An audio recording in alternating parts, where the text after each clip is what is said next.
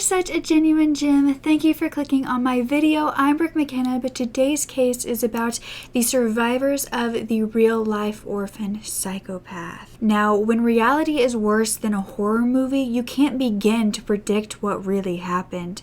However, if you've ever seen the movie Orphan, you can't see how anything could be scarier than that until you hear the real-life version that I'm about to tell you. By the way, I post content like this all the time. It is my absolute passion to tell these stories, and I mean no harm or disrespect when I do so. So if it's something you'd like to support me in doing, all you have to do is make sure you're subscribed with the post notification bell on, giving this video a thumbs up, and leaving a nice comment down below. I did post for ODDtober this month every Thursday and Sunday, and there's a whole playlist down below to make sure that you didn't miss any. So make sure to check all of those out. But this is the last ODDtober video, and I'm so sad it's coming to an end, but I still post all the time. In fact, every Thursday at 2 p.m. Central Standard Time, there will be a video up in November and moving forward, so you can always make sure to come back then. And I also want to give a huge thanks to any of you who have bought the merch so far. It is still available, and it is still going to be available for at least another few months if you want to get your hands on it then. And thank you so much to these people who have sent me photos of themselves in the merch. If you want to be featured as well, all you have to do is send me a picture on Instagram and tag me in it, and I would love to see it. In fact, I'm wearing the white version of the merch today. They're so soft, so cozy, and perfect for winter. But I really hope that you guys have liked ODDtober this month and have the happiest, safest Halloween, still social distancing and wearing a mask. Okay, now let's get back to the story.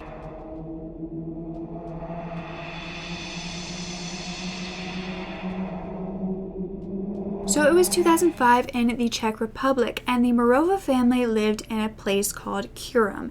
This was a tiny town, and this was the mother, who was 29-year-old Klara, who had a degree in teaching and had two sons who were 8 and 9 years old, named Jacob and Andre. Now, she had met their father at university, but they didn't really have a good relationship, especially when they had kids. It was very toxic, and he was often said to be violent towards her, and so he left eventually. And without him, they were actually quite a loving family. Klara kept her two sons, and they had such a wonderful time together. Their boys were always going to camp. They were having the most fun birthday parties ever. They were just enjoying being kids. But then everything changed. This was supposed to be due to a choice that they made out of the kindness of their hearts, one that forever affected them all. You see, Klara's sister was a 31-year-old named Katarina, and she worked at a youth center. She had come across this young girl who was 11-year-old Annika, and she had heard Annika's story, and she wanted to help her. She had been through so much in her life. She said that she was abused in many ways and had escaped this horrible treatment she was going through, but now she had nowhere to go. And so Katarina took Annika to Klara. Klara instantly attached to Annika. She wanted to become her mother. She wanted to be able to take care of her, make sure she had a home, accept her just like she accepted her own children. Annika moved in immediately to Klara's home, and that's when Klara found out a little bit more about her. She had actually come from Norway. She'd run away because she was in a child trafficking gang. And this was actually sex trafficking that she had escaped from. But on top of all of that, she was also suffering from leukemia, hearing loss, blindness, kidney failure, and much more. And these were things she had to go to the hospital for frequently. Now, this was a lot on Klara's plate right off the bat, but Klara's sister, Katarina, said that she would take her to all of her medical appointments, so Klara never had to worry about it. So fast forward 2 years to May of 2007, and this family was getting a knock on their door. You see, a neighbor had seen something quite disturbing, and investigators were canvassing the area to find the truth. Investigators were looking for a young child who was thought to be in a very dangerous situation.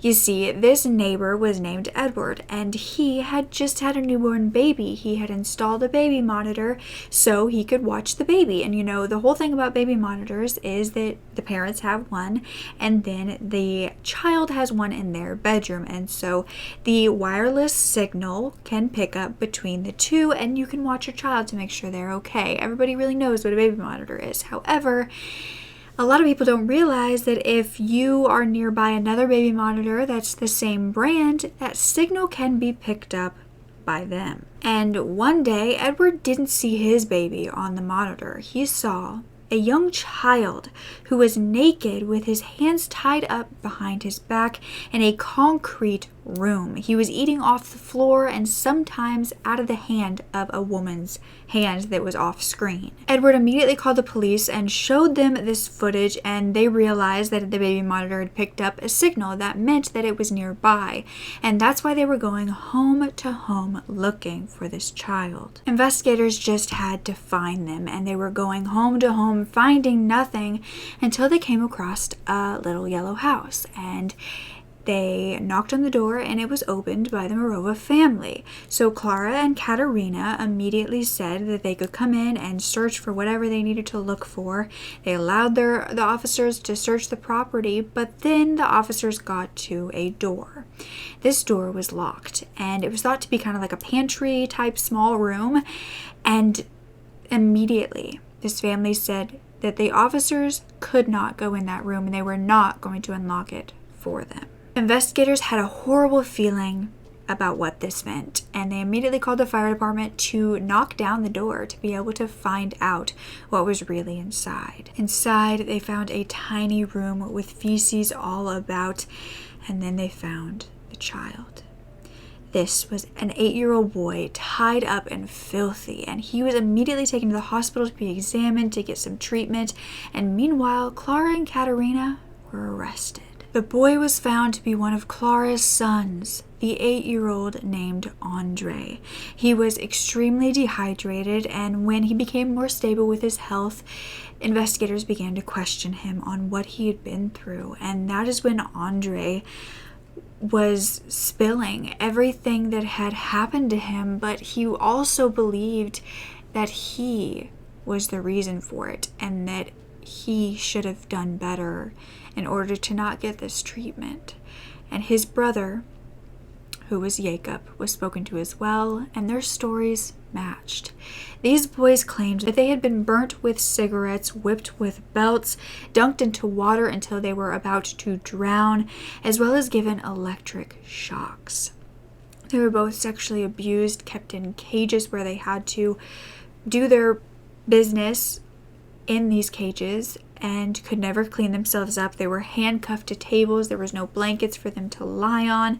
They were often told to stand in their urine for days, and they were told to cut themselves with knives. They said this had been happening for months, and they were also gagged so they couldn't scream.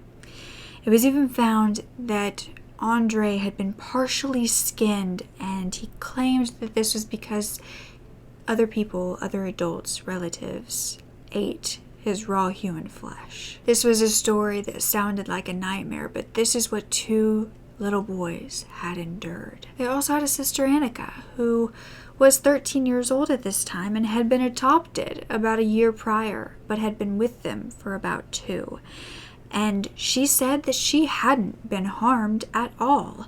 So all 3 of these children were sent to a children's home called Klokanek to be kept safe while the family went to trial and they figured out what actually happened. Their mother, Klara, began to claim that she was being forced to harm her children by several different people, and everyone believed this was a completely outrageous excuse until Annika disappeared from the children's home. That's when the truth began to be uncovered. It was found that Annika was not this weak 13-year-old innocent girl. She had targeted Klara as a weak individual who could be easily manipulated in order to help her, especially when Annika got Klara's sister Katerina involved. Annika had never been a sex trafficking victim. In fact, she had never been involved in any sort of sexual activity, but she needed a home to live in with a family to adopt her to make her secrets disappear, to cover up the fact that she was not who she said she was. You see, Annika was not her name. Her name was Barbara Skrylova, and she was 33 years old. You see, she had a glandular disease that made her appear younger, and Barbara, before this, had been admitted to an adult psychiatric hospital, but after her release, she seemed to kind of go off the deep end and appeared to be a child in order to get adopted.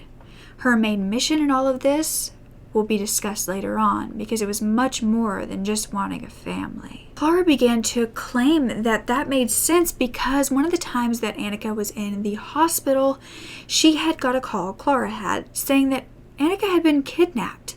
And Klara was panicking because she treated Annika like her daughter and couldn't go and be with her because she had disappeared, and her sister always took her to the hospital, so she really didn't even know where to go.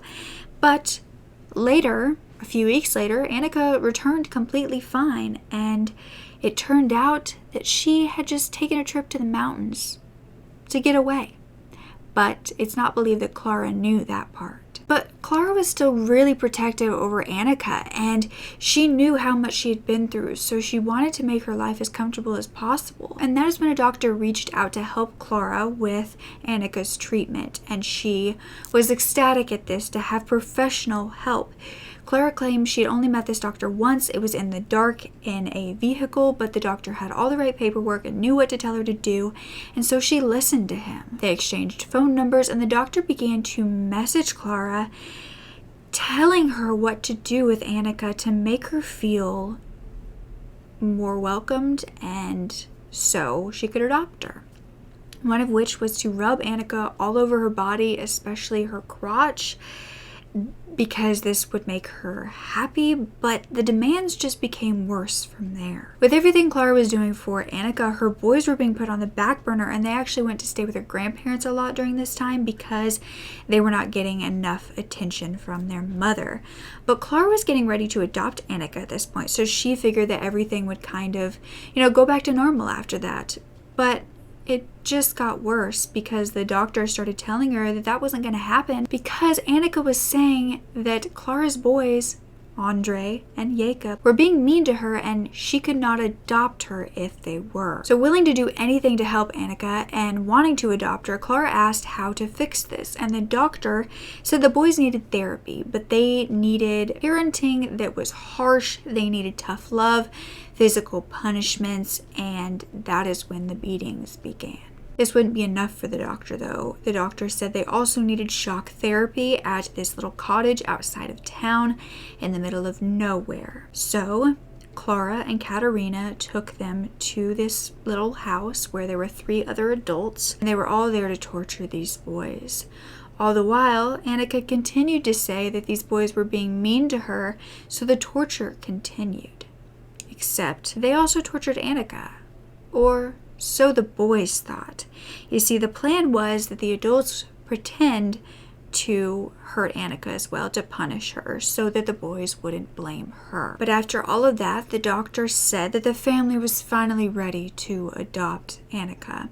Klara gave her boys to her sister Katerina in order to fully help Annika with all of the treatments that she needed, and she wanted to make Annika her #1 priority. So for the boys, the torture continued. They were kept in dog cages, and they were also put into little tiny rooms, and they continued to be harmed. And Annika was no longer just a part of telling the adults that the boys deserved this, but she was becoming a torturer herself. She tried to drown them as well as trying to fatten them up to eat their flesh, like literally cut it off of them and eat them. But Annika said she was very happy, and she told the doctor this. The doctor was proud of her progress, and everything seemed to be going well for everybody except for those 2 little boys. But after hearing this story, investigators wanted to track down this so-called doctor to see who in the world he was that was telling a parent to abuse their child in order to adopt another one. They found that this number led to no doctor at all, and in fact led to devices that went back to Annika and Katerina, meaning that Klara was talking to her own sister and her adopted daughter about how to abuse her sons. Did Klara know this? Was this doctor statement just a cover-up? Or did she have no idea that she was being manipulated? Investigators had no idea what to believe at this point, but they did know now that they needed to look into this Annika / Barbara woman. And so they went to the children's home and found that she had disappeared. The search began, and it was nationwide for 4 months.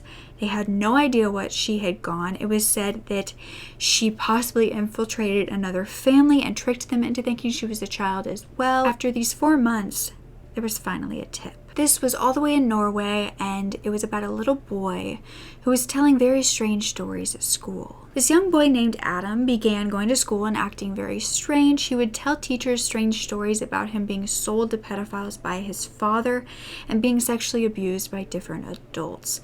Now, of course, this was very concerning, but the final straw was when Adam drew a child with bloody wounds on his arms and his legs that was being threatened by a man, and teachers called the police about this, fearing that his home life was dangerous. Now, they sent Adam to a children's home as well so he could get away from his family while they investigated, and that is when Adam went for a walk and disappeared completely. The search began for Adam, and there were missing persons posters everywhere, and Adam would be found in a hotel over 1,000 miles away.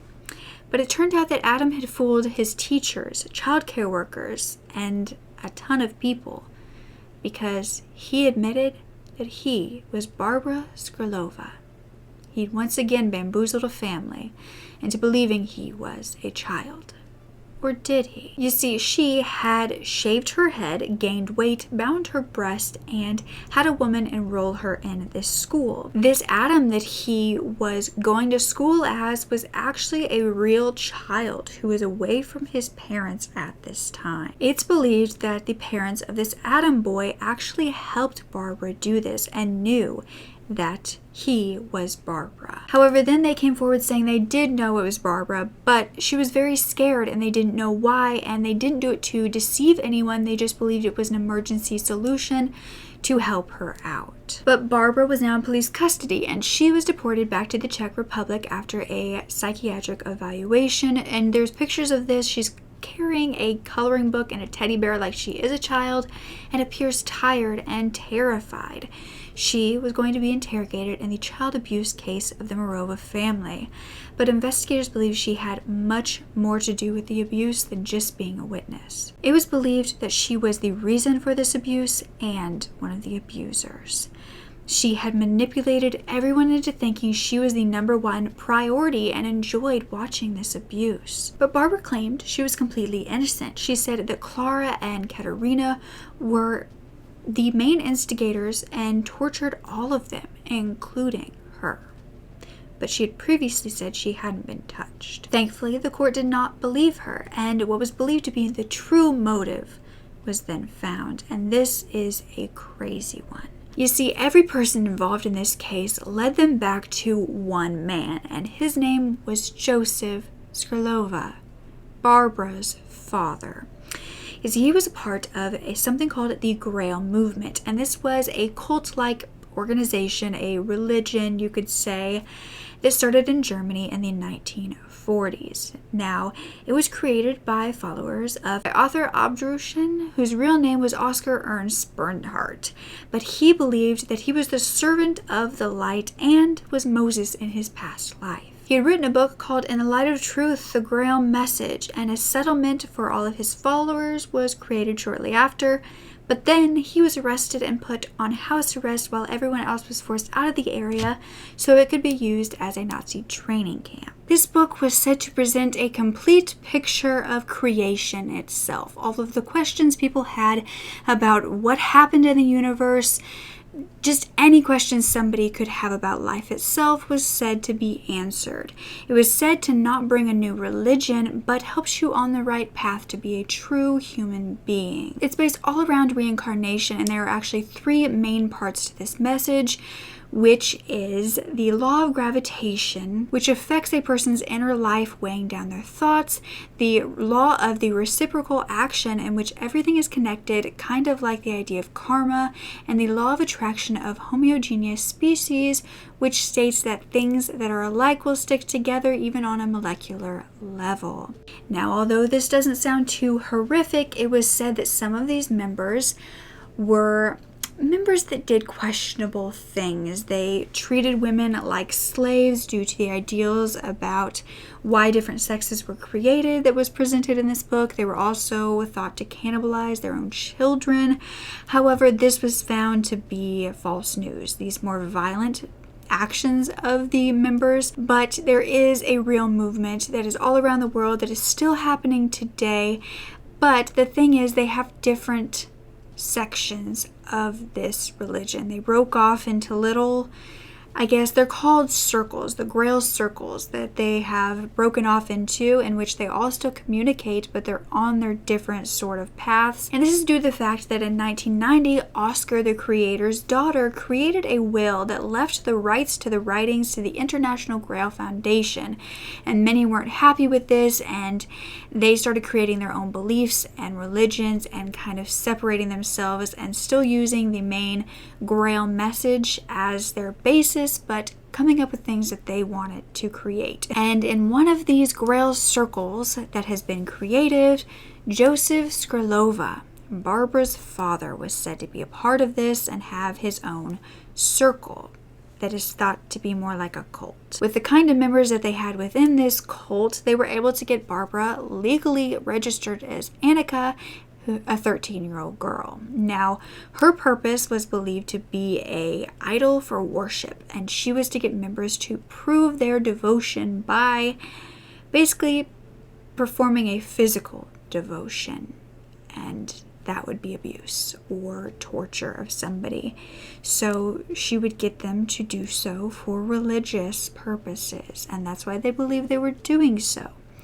And that is exactly what Klara and Katerina did. But they weren't the only two involved. Do you remember how Barbara had pretended to be Adam? Well, Adam's parents were also said to be members of this cult, and that is thought to be the real reason they allowed Barbara to pretend to be their son. But they aren't the only ones. Now, do you remember when I told you about 3 other people at that little cottage house that they took the boys to? They were involved in this cult as well. This was Barbara's brother, who was Jan Skrylova, and there was also a man and woman that were friends with the Marova sisters. They were Jan Turek and Hannah Basova, and they were all a part of this religious community cult type thing. All of these people would end up being taken to trial. And Klara said, "Yes, I know now I hurt my children, but I never intended to. Horrible things were happening then, and I do not understand now how I could have let it all happen." Klara ended up being given 9 years, and her sister Katerina was given 10. Barbara Skrylova was only given 5, while her brother Jan got 7. Hannah also got 7, and Jan Turek got 5. Nobody got over 10 years. And this also meant that today, they are all free. In fact, Barbara was released 2.5 years early due to the fact that her lawyer claimed that her psychological condition had not improved in prison. I could not find anything about her psychiatric evaluation she had or what she was diagnosed with, if anything, but the prosecution made it clear that they believed she was not mentally ill, that she acted like an innocent child to manipulate people, not because that was the state she was mentally in. I think this case is very similar to those of child killers, because just like in those cases, an innocent face can make the evilest people seem so sweet. Like they're just lost puppies who need help, and that's what psychopaths do. They manipulate. Unfortunately, the court did not see through her this time, and they granted her an early release. Now, I'm sure listening to this, you thought it sounded eerily familiar, and that's because it's quite a lot like the movie Orphan, and that is one of the scariest movies I have ever watched, because I think a child who is a monster is even scarier than an adult, because nobody sees it coming. And if you haven't seen that movie, it's basically about a little girl who was adopted into a family and was really an adult and tries to kill them all. But just because in the movie the orphan was actually an adult and Barbara was actually an adult does not mean that children are not capable of this as well. And I want to make that very clear. They could have just been children and had been acting the same as Barbara was. In fact, there are many cases of adopted children who have RAD or reactive attachment disorder who show behaviors just like this, sometimes even worse. I urge you to learn more about it because unfortunately, just like the trial that we talked about, many don't see through the act of manipulative children. In this case, yes, the parents were horrible to their little boys and abusing them, and they should have been locked up. But in many cases of manipulative children like Barbara, the parents are more scared of the child than the child could ever be scared of them. Because the child can immediately say they're a wounded puppy and act like it, and everybody believes the child. But what happens when they're the manipulator and the family is the one left terrified? No one believes them.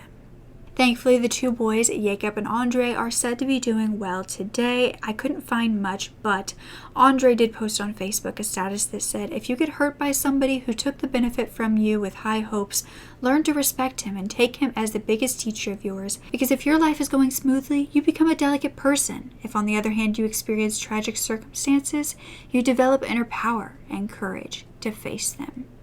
I just love that so much. They are survivors. They are so strong, and I'm so happy that they have this mindset after what had happened to them, and they're not letting it define them, and they are wanting to live a better life. And I just think that's beautiful, and I'm so happy to be able to share their story because they deserve for people to know what had occurred and that stuff like this can happen. But do you believe that everyone was given enough time in prison?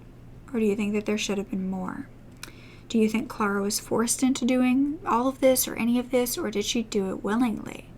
Many in the public and the media do think she was manipulated and weak, and that was the reason. But I'd love to hear your thoughts. And also, what do you think Barbara's doing today? Because she's free. Let's just hope she's not playing in a playroom in some family's house who has just adopted her. Because she can morph into any identity that she wants. And that's horrifying. But that is the last video in ODDtober, and I really have loved doing this with you guys. All of your support this month has meant so much to me. You guys have just been on it with the videos and getting here in the comments and sharing it, and I appreciate you so much, and I hope you have a wonderful Halloween. Don't forget to speak up. Your voice is powerful enough, and I love you to absolute pieces. Okay, bye.